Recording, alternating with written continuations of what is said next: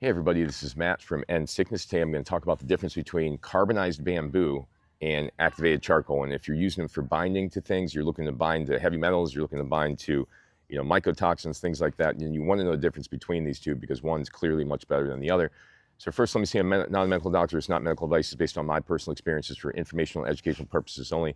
So which one is better? Here, what is carbonized bamboo? What is activated charcoal? Well, activated charcoal has been used for years to be able to bind to different toxins in the body, and it has a very porous nature, so it will bind to these things. It doesn't have a really strong capacity to bind to heavy metals, but it can bind to different mycotoxins, etc.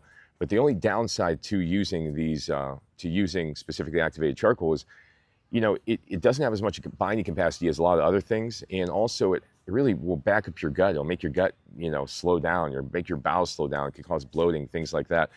So what I used instead was carbonized bamboo. Carbonized bamboo is different. It is obviously derived from bamboo. It's not derived from wood. It's not derived from coconut shells, etc.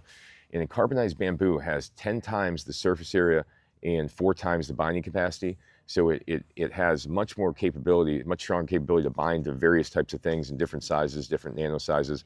It also has a stronger actual charge itself. And that makes a big difference when you're trying to get rid of mycotoxins, you're trying to get rid of heavy metals, things like that.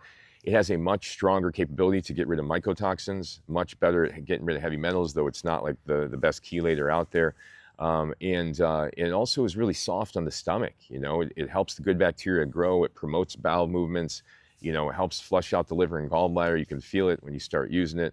And overall, it's been helpful to even calm down the neurological system, the nervous system. I've found with clients who are in a state of hypervigilance. So the reality is, carbonized bamboo is really the best choice. You can get it in one particular product that I like. It's called Takesumi Supreme, Takesumi, Takesumi Supreme.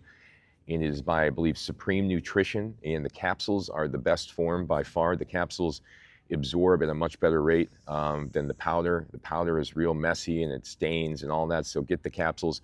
My personal way of using it, I always started off with 1, make sure the person was tolerant to it, move your way up to 4 to 5 to 6 even.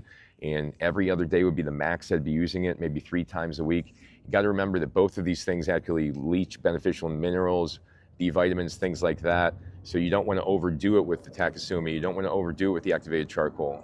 You want to do it a max of every other day, or a max of 4 days per week, which would be 2 days in a row, 1 time, and that would be the best. So mycotoxin-wise, this is really an excellent binder. It's helpful for binding a wide variety of mycotoxins. Heavy metal-wise, it's kind of has some benefit there, but it's not as beneficial as something like a zeolite or a chlorella or something like that. So if you're trying to get rid of your mycotoxins, you're trying to get rid of different toxins in your gut, your liver, your gallbladder, your blood, etc., then look into carbonized bamboo. It's a great product and it is much better than activated charcoal. And once again, the brand was Takesumi Supreme was the name of the product. Go to my website, endsickness.org. I got hundreds of articles, hundreds of videos on there teaching you how to heal yourself. Thanks for watching.